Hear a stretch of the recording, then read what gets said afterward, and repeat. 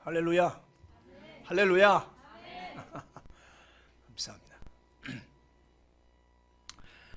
지금 사순절 기간입니다. 십자가를 생각하는 특별한 기간이죠. 그래서 요새 사태로 말미암아 더 주님의 십자가를 한번 생각을 해봅니다.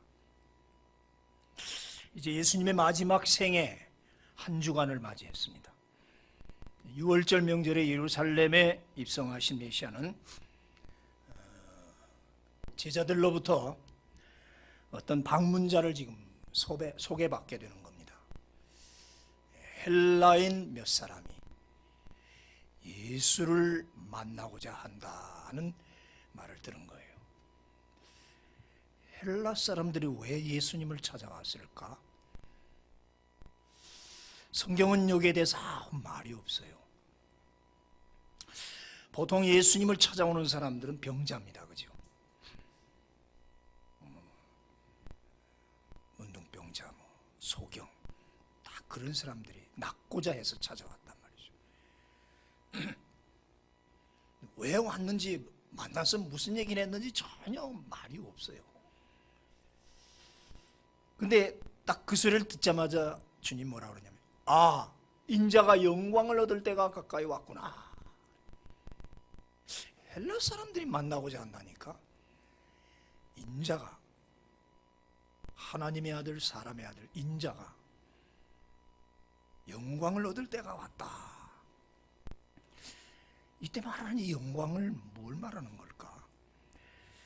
자, 이에 대해서 우리는 유대 역사가인 유세비우스의 교회사를 한번 배경으로 살펴볼 필요가 있어요. 교회 역사가 중에 아주 유명한 유대인인데도 교회 역사가를 내요. 유세비우스라는 사람이 있어요. 예수님 당시 저 터키 아래 안디옥 그 위쪽에 에데사라는 동네가 있었어요. 그 안디옥은 우리가 잘 알죠. 근데 그 안디옥에서 북동쪽으로 에데사라는 조그만 소왕국 한 나라예요.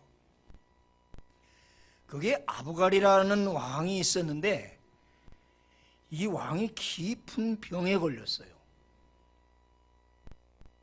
아주 그 산 위에 도시를 멋있게 꾸몄어요. 마치 사대처럼. 에데사.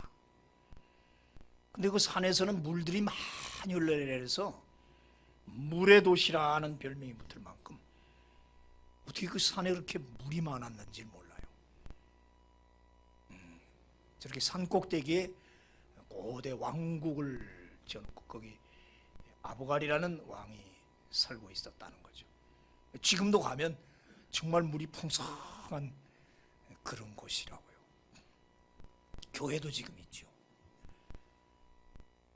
병이 든 이 왕이 백방으로 그 병을 고치려고 애를 쓰고 있던 중에 소식을 들은 거예요.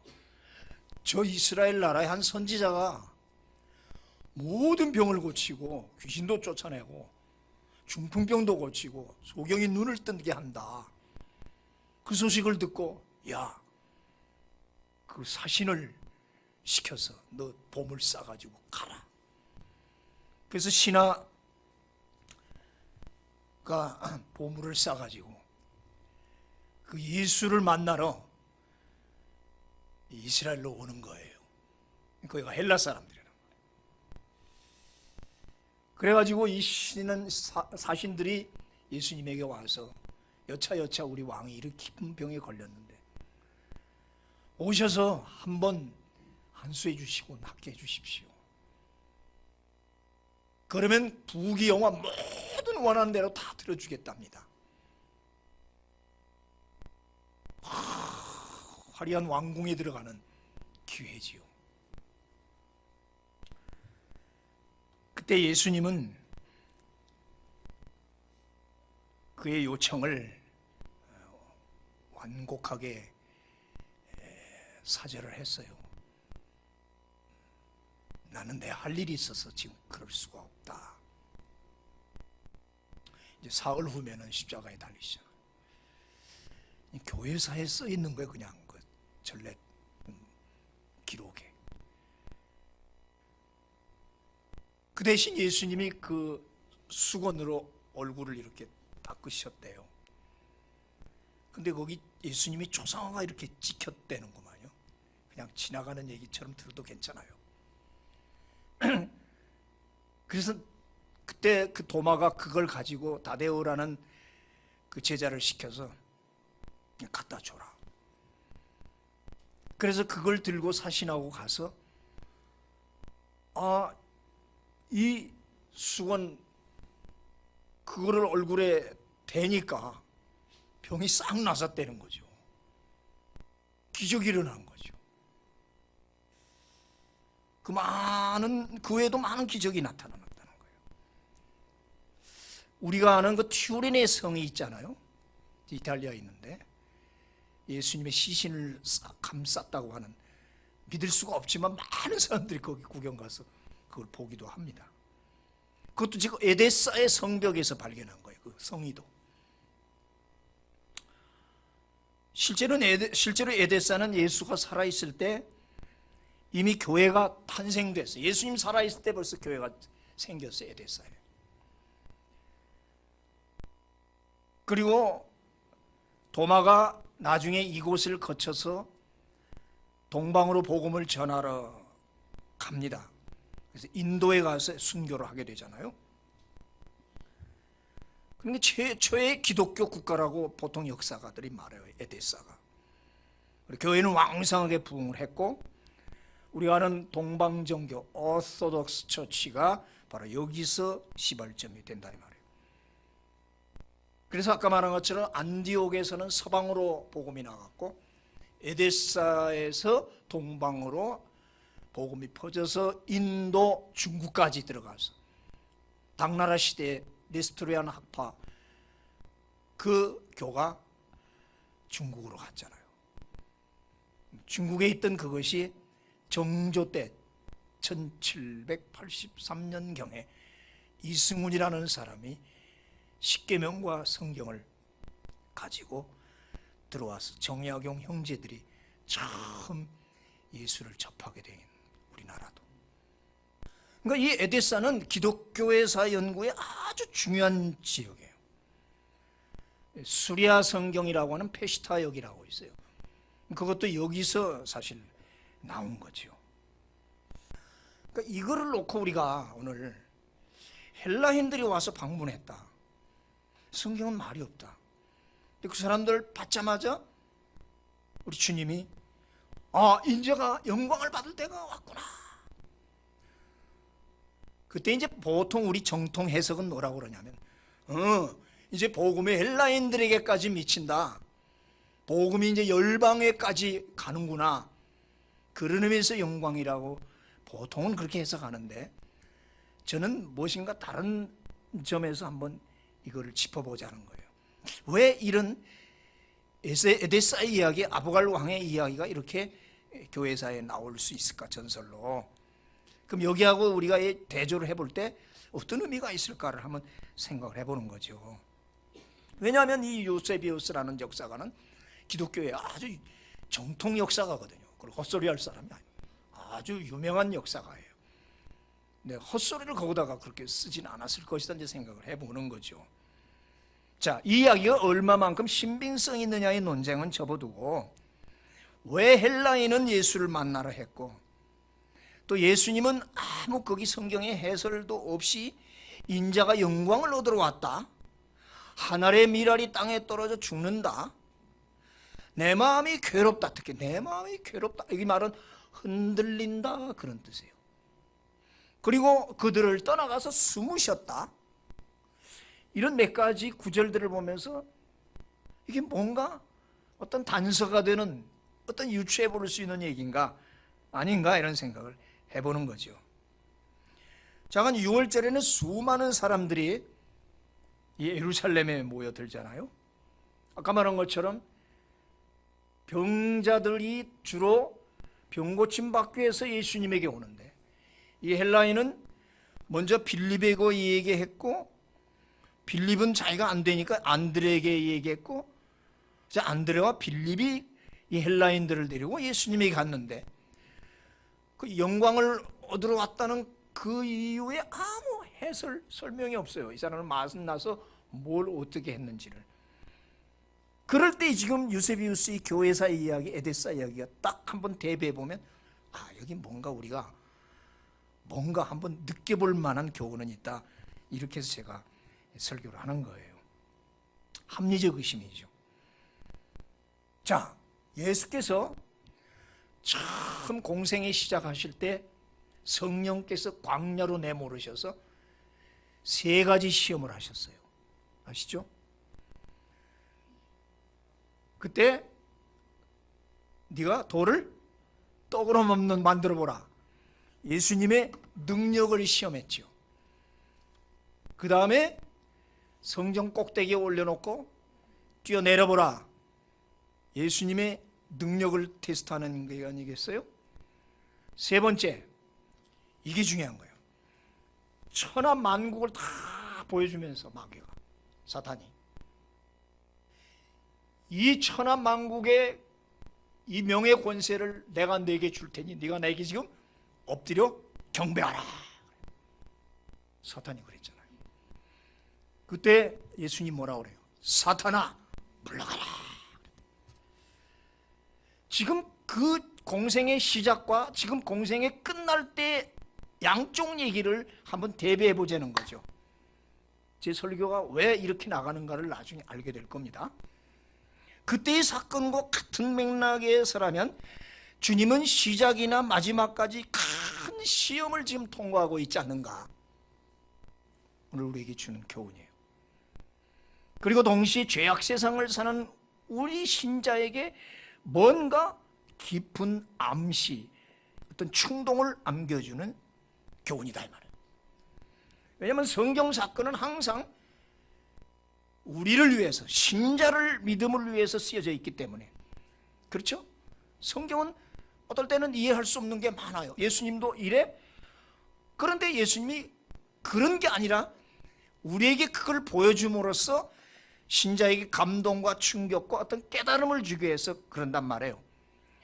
주여, 할 수만 있으면 이 잔을 지나가게 하옵소서. 3번이나 했어요. 그때 우리는 예수님이 그런 소리를 해? 하나님의 아들인데 그냥 담담하게 이기고 가시지. 근데 왜 그렇게 했어요?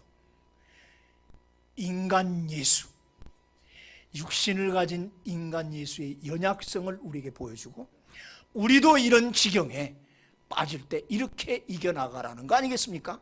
그렇죠? 그 말 했다고 예수님이 신성이나 능력이 사라지거나 약화되는 건 아니잖아요. 바로 그 얘기예요. 삶에 적용을 해보자.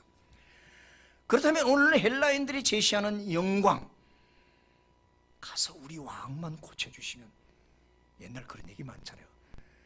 내 부마로 삼겠다, 나라의 반을 주겠다, 부귀영화를 확실히 보장해 주겠다 하는 세속적 영광이라. 지금이라도 일어나서 헬라 사신들 따라가면 핍박받을 일도 없고 십자가 질 일도 없고 죽을 일도 없을 뿐더러 출세와 영광이 보장된다. 그럴 리는 물론 없지만, 아까 이 잔을 지나가게 앞선다고 그냥 십자가를 버리고 가실 리는 없잖아요. 우리에게 교훈이 되는 거예요. 여러분, 지금 이 장면은 체포되기 사나흘 전의 장면이에요. 그 27절의 표현대로 내 마음이 괴로우니, 내 마음이 괴로우니, 지금 괴로운 시간을 지나고 있어요. 옛날 번역은 민망하니, 무슨 말을 하리요? 이 메시지 성경은 뭐냐면, 내 마음이 괴로우니, 즉 마음이 몹시 흔들리고 있다, 이렇게 번역을 했어요. 왜 흔들렸을까? 물론 죽음을 앞두고 그 인간적인 두려움 때문에 무섭고 떨리고 흔들린다는 말도 되지만, 오늘 헬라인 이야기를 딱 개입을 시키면 흔들렸다. 어쩌면 인간 예수의 솔직한 감정 표현이 아닐까. 이는 겟세마네 동산에서 기도하실 때의 모습과 똑같다는 거예요. 아버지요, 할 수만 있으면 이 잔을 지나가게 하옵소서라고 3번이나 그렇게 간곡히 부탁한 그거하고, 육신을 가진 인간 예수의 연약과 바로 여기서 우리는 우리의 연약을 발견하고, 우리가 이런 지경이 왔을 때 주님 도와주시옵소서. 저는 이길 수가 없습니다. 하나님 이길 힘을 주옵소서. 그렇죠?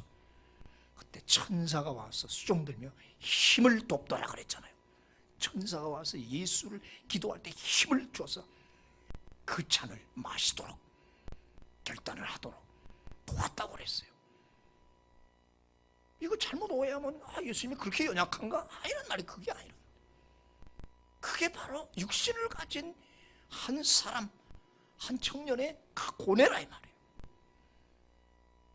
근데 그 27절 헬라 원문은 2가지 의문문으로 되어 있어요. 보면 첫째는 지금 내 마음이 괴로우니 무슨 말을 하리요? What shall I say? 무슨 말을 하리요? 두 번째는 내가 아버지께 이 때를 면하게 하여 주옵소서라고 기도하리요? 의문문이에요.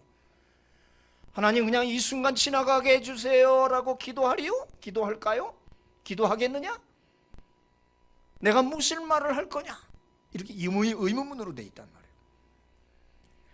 지금이나 겟세마네 때나 이 순간, 지금 이 순간, 이 잔을 면할 수 있는 순간, 이 괴롭고 지금 흔들리고 무서운 이 순간, 이걸 벗어나고 싶은 게 주님의 솔직한 심정이라. 누가 참혹한 죽음을 앞두고 내일 모레 내가 죽는다는 사형 선고를 받았는데 누가 찾아와서 갑시다, 내가 당신의 운명을 바꿔주겠소 라고 말하면 어느 인간인들 흔들리지 않겠는가.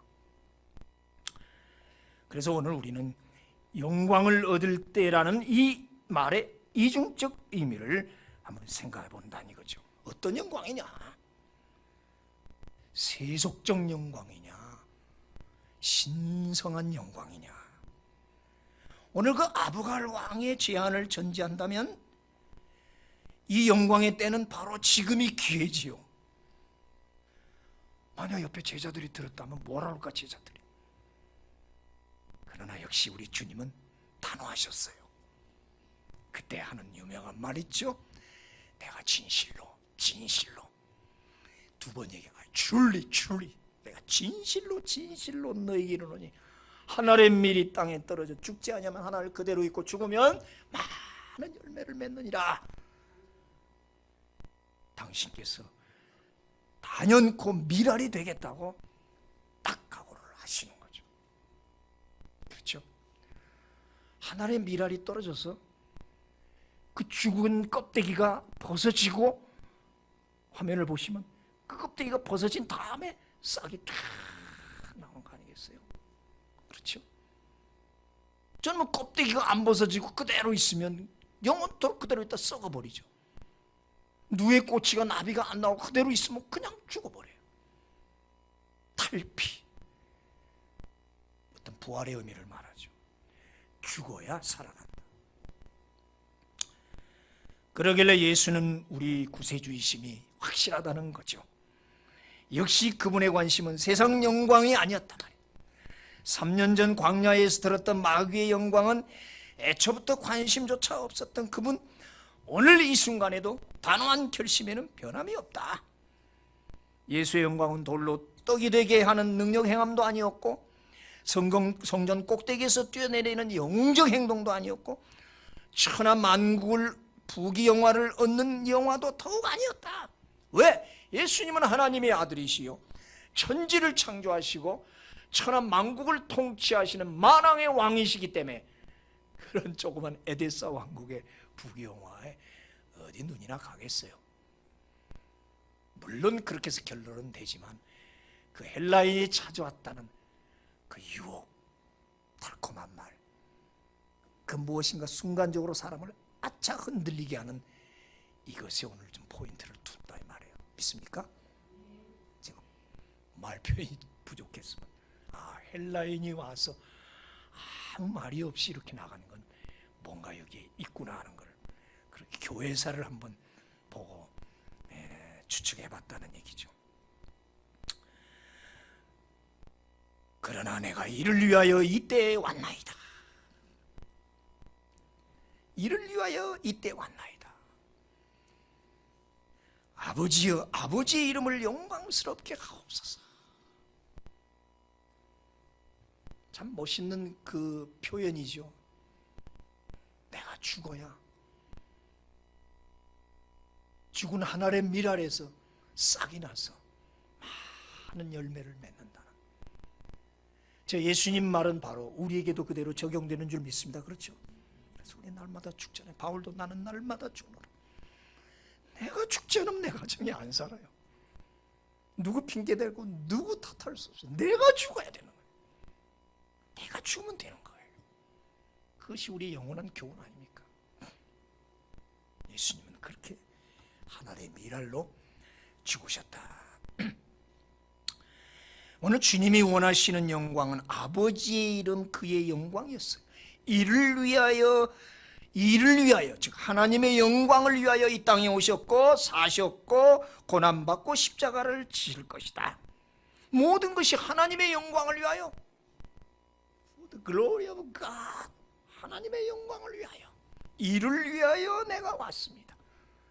내가 지금 여기서 이루고 있는 것도 하나님의 영광을 위하여 죽으려고 이때에 와 있습니다.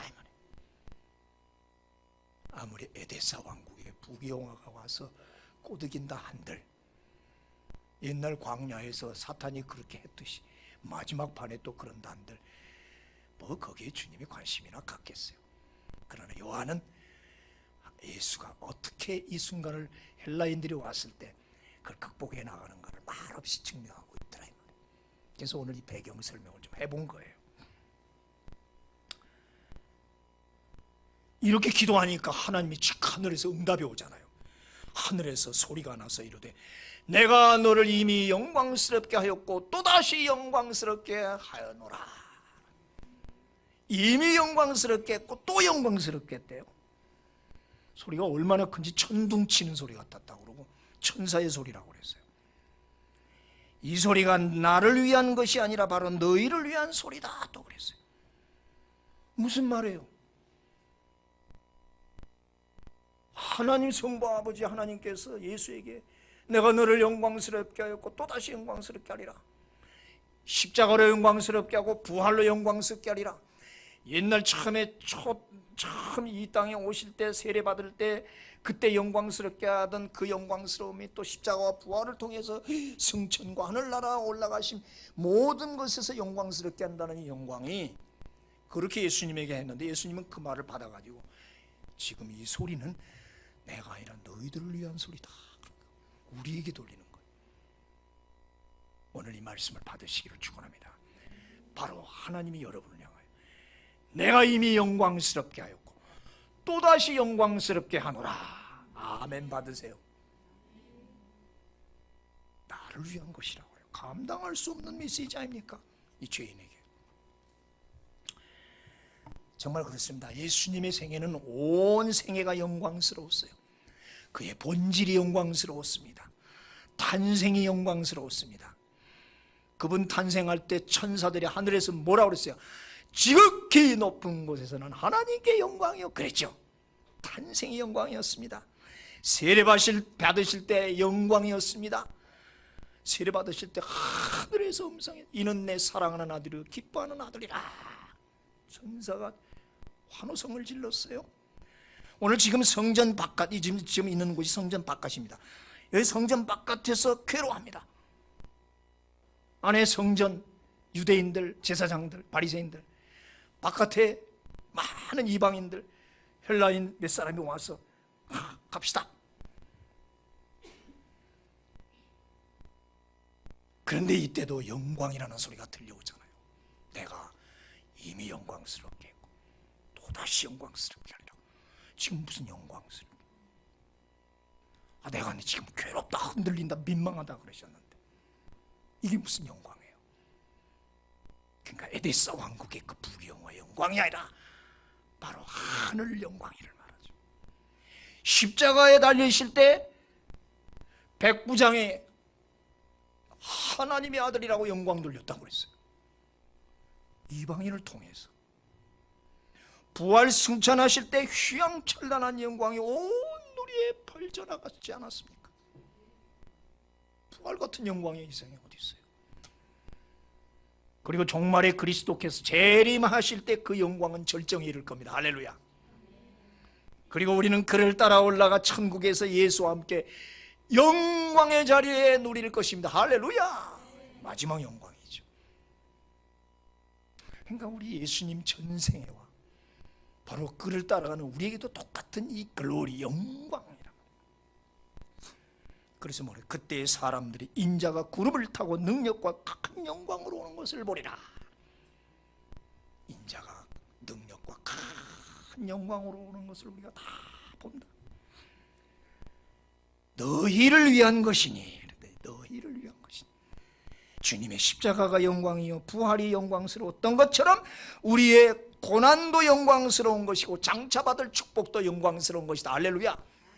그러니까 영광을 좋은 것에 축복으로만 생각할 필요가 없단 말이에요. 해서는 안 된단 말이에요. 십자가가 영광이라고, 괴로울 때 영광이라고 했듯이 우리에게도 고난과 핍박이 올 때 그게 영광이란 말이에요. 이게 오늘 초점이에요. 아멘. 나는 그래서 이 사태에 하나님께 영광이요 할 수 있어야 돼요. 우리 영광, 이게 영광이다. 이게 영광이다. 말도 안 되는 소리 같죠. 고난도 영광이고 축복도 영광이다. 하물며 주님은 최후의 만찬 중, 보세요, 최후의 만찬할 때 제자들의 발을 다 씻겼어요. 전설에 의하면 가룟유다 발을 제일 먼저 씻겼대. 근데 이 자식이 미안합니다, 이 녀석이 배신하고 나가잖아요. 예수 팔아먹으려고. 그 나갈 때 뭐라 그러는 줄 알아요? 지금 인자가 영광을 받았고 하나님도 인자로 말미암아 영광을 받으셨도다 그래요. 가룟유다가 나갈 때 한 말이에요. 그게 요한복음 13장 31절에 나와요. 딱 나가는 걸 보더니 인자가 영광을 받았다. 하나님도 나로 말미암아 영광을 받으신다. 아니 그 순간이 무슨 영광이냐고. 그러니까 우리 영광이란 이 메시지 개념을 오늘 새롭게 합시다. 우리는 영광하면 잘 되고 축복받고 그렇죠? 잘 나간다는 것을 영광으로 생각. 그게 아니구나. 제자에게 배신당하는 것도 영광이라. 이것이 우리가 믿는 기독교 신앙인 줄 믿으시길 바랍니다. 이게 바로 기독교 신앙이에요. 그러길래 많은 우리 선배들이 순교를 했잖아요. 영광스럽게. 그렇죠? 우리 여러분들 잘 아는 구절 아닙니까? 시작! 생각해보니 현재의 고난은 장차 우리가 받을 그 축복 영광과 좋게 비교할 수 없다. 우리 칼빈 선생이 돌아가시면서 저 말을 막 외우면서 돌아가셨대잖아요. 로마서 8장 18절. 나도 죽을 때 저거 외우다가 죽어야겠어. 아무리 생각해봐도 또 생각해보니 지금 현재의 고난은 장차 받을 영광과 좋게 비교할 수 없다. 오늘 우리의 이 고난 환란이 이렇게 전화위복이 될 줄로 믿습니다. 그래서 우리는 오늘 영광 얻을 때라는 이 이중적 의미를 보는 거예요. 지금 제자들이 원하는 영광의 때는 뭐예요? 빨리 지금 이 예수님이 왕으로 등가해서 이 로마 군사 다 물리치고 이 나라를 독립시켜가지고 왕으로 계시고 우리는 좌정성 우정성하고 전부 그런 꿈 품고 있지 않습니까? 우리 새벽기도 때 지금 마가복음 계속 그 얘기하고 있잖아요. 제자들이 꿈꾸는 건 그런 경제적 정치적 메시아였단 말이에요. 어떤 대혁명이 좀 일어나길 바라, 확 뒤집어 엎기를 바라는 그런 거죠. 근데 예수께서 원하시는 이를 위하여 내가 왔다. 이를 위하여, 바로 십자가 희생을 위해서 나는 왔다. 에데사가 아니라 골고다라는 얘기죠. 우리 요한복음은 전례적으로 특별복음, 독수리복음이라고 그래. 독수리복음이 왜? 좀 하늘 위에서 멀리 다중 렌즈, 줌 렌즈를 가지고 보는 거예요. 그러니까 그만큼 다양하고 심층적이라는 거죠. 그래서 이 말이 무슨 말이냐면 그 헬라인이 찾아왔다는 이야기가 단순한 얘기가 아니겠구나. 근데 마침 그런 유스비우스 교회사 이야기가 있으니까 접목시켜서 대입시켜서 한번 생각해 보는 거예요. 이게 요한복음의 특징이라는 거죠. 에데사는 화려한 왕궁이지만 골고다는 해골 골짜기 아닙니까? 이 대조를 시키는 거죠. 이를 위하여 내가 왔다. 내가 땅에서 들리면 모든 사람을 내게로 이끌게노라. 이제 결론이죠. 주님은 자신이 땅에서 들려야 한다. lift up, 들려야 한다. 이 들린다는 말은 뭐예요? 십자가에 달려 돌아가심을 말하죠. 여러분, 우리가 잘 압니다. 민수기 21장의 불뱀 이야기. 많은 사람을 불뱀, 방울뱀 같은 독사들이 와서 막 물어 죽이는데 어찌하오리까 할 때 그 불뱀 모양으로 만든 구리뱀을 장대에 높이 달아서 봐라! 저 구리뱀을 본 자는 살리라! 그래요. 어떻게 저런 일이 있을 수 있을까? 왜 하필 그 자기를, 우리 가족을 물어 죽인 그 뱀의 형상을 걸어놓고 뭐라고 그럴까? 좀 좋은 태양이든지 뭐 꽃을 좀 걸어놓고 하시지. 이게 순종이라는 거예요. 도저히 바라볼 수 없고 순종할 수 없는데 순종하는 게 믿음입니다. 아멘. 이게 바로 기독교 신앙이에요. 도저히 있을 수 없는 걸 믿는 거예요. 오늘 지금 우리가 그걸 지금 배우고 갑시다. 이 환난 속에서 도저히 바라볼 수도 없고 이해할 수도 없고 어떤 저런 순종이 다 있고 저렇게 잔인할 수가 있을까? 근데 바라본 사람은 다 살았단 말이에요. 도망가지 않았어요. 도망간 사람 죽을 거예요. 어디 가든지 그 사막의 뱀은 천지예요. 어떻게 피해요? 그 뱀을 어떻게 이 바이러스를 피해요? 십자가 들려야 하리니. 구리뱀이 장대에 높이 들린 것처럼 인자도 들려야 하리니. 이야, 어떻게 그 민수기 21장을 갖다가 저렇게 대입을 시킬 수 있는가? 이게 요한복음 3장 13, 14, 15, 16. 인자도 들려야 하리니 이는 그를 믿는 자마다 영생을 얻게 하려 하심이라. 그러고 나서 하나님이 이 세상을 이처럼 사랑하사 독생자를 주셨으니 이는 저를 믿는 자마다 멸망치 않고 영생을 얻게 하려 하심이라는 그 유명한 복음이 바로 저기로 나오죠. 저기서 바로 나오죠. 들린다, 핍소라는 이 헬라 두 가지 뜻이 있습니다. 들어 올린다란 말도 있지만 엑살트, 영광을 돌린다, 찬양한다. 하나님께 영광을 돌릴 때 하는 말이 핍소란 말이에요. 자, 그렇다면 이 십자가 사건은 두 가지 의미란 말이에요. 실제상으로는 예수의 육신이 땅에서 들려 올라가 저 나무틀 장대에 매달리는 것이고 그것은 형벌과 수치요 고통의 극치고 거기서 죽으셨다는 그게 현실적 의미고, 그러나 그분은 사흘 만에 그 죽음에서 일어났다는 거죠. 이쪽에서도 일어난 거고 리프트업, 십자가에서 일어나기도 하고 그 십자가 죽었는데 그 무덤에서도 일어난 거란 말이에요. 두 가지 의미에 일어났다, 들려 올렸다. 무덤에서 음부에서 들려 올려졌을 뿐만 아니라 이 사건은 승천으로 들려 올려진다. 십자가에 높이 들린 것처럼 무덤에서 들려 올려지고 나중에는 구름 타고 하늘에 들려 오시지. 이게 바로 익살테이션이라는 거예요. 영광을 극대화된다. 나중에 또 그렇게 들려 올려진 그분이 공중에 재림하신다고요. 십자가는 악인들에 의해 들려졌지만 승천은 아버지 하나님에 의해 들려지는 거예요. 십자가의 들림과 하늘로의 들림은 둘 다 영광이에요. 둘 다 영광입니다. 아멘. 오늘 고난이 영광이요, 부활 축복이 영광이요, 십자가가 영광이요, 부활이 영광이요. 이걸 잘, 이 오늘 말씀의 메시지 중심 바로 이거 아니에요? 이 두 사건을 사람들이 다 보았어요. 승천할 때는 500여 명이 동시에 목격했다고 그랬어요. 그 이후 기독교 2000년 동안 지구상에 셀 수 없는 사람들이 이 장대 나무틀 아래로 모여든다. 잘 봐요. 그 옛날 광야에서 구리뱀을 본 자들이 지금은 예수 십자가 그걸 보기 위해서 몰려든다. 내가 땅에서 들리면 모든 사람을 내게로 이끌겠노라. 이 결론이 그렇잖아요. 이끌어오잖아요. 전 세계 사람들이 저 나무 막대기 장대 저 장대란 말은 큰 기둥이란 뜻입니다. 저 두 개로 겹쳐진 저 기둥 아래로 다 몰려와요. 그 기둥이 뭐 멋있기나요? 피 묻은 기둥이고 피에 쪄들린 냄새나는 그 기둥 앞으로 다 모여와요. 수억 인구가 지금 다 몰려오고 있어요. 이런 어려운 상태인데도, 거의 전쟁 상태라고 하는데도 그래도 지구상에 많은 사람들이 십자가 앞으로 몰려옵니다. 아멘. 가정에서든지 뭐 교회에서든지 피 흘린 그 통나무 밑으로 지금도 모여들고 있다. 복음의 열방화. 그래서 주님의 헬라인들이 왔을 때 그렇게 말씀하시는 것 같아요. 야, 헬라인들도 다 오는구나. 이게 이제 정통 해석이에요. 지금까지 한 건 제가 대입시켜보고 교회에서 얘기했고, 정통 이방인들도 이제 다 오는구나. 헬라인들도 이제 오는구나. 때가 됐구나. 야, 영광을 얻을 때가 됐다. 이게 이제 정통 해석이죠.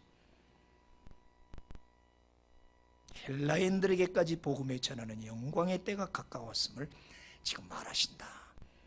그런데 제가 왜 교회에서 얘기를 꺼냈다고요? 내 마음이 괴롭다, 흔들린다. 왜 그러셨을까? 내 잔을 지나가게 하옵소서. 왜 그러셨을까? 육신을 가진 예수님의 연약을, 그래서 와서 유혹이 와서 사탄이 옛날 3년 전에 유혹했던, 광야에서 유혹했던 것처럼 또 그렇게 유혹을 하고 드는 건 아닌가, 그럼 생각을 해본 거라 이 말입니다. 오해 없으시길 바래요. 예수께서 이 말씀을 하시고 그들을 떠나가서 숨으시니라.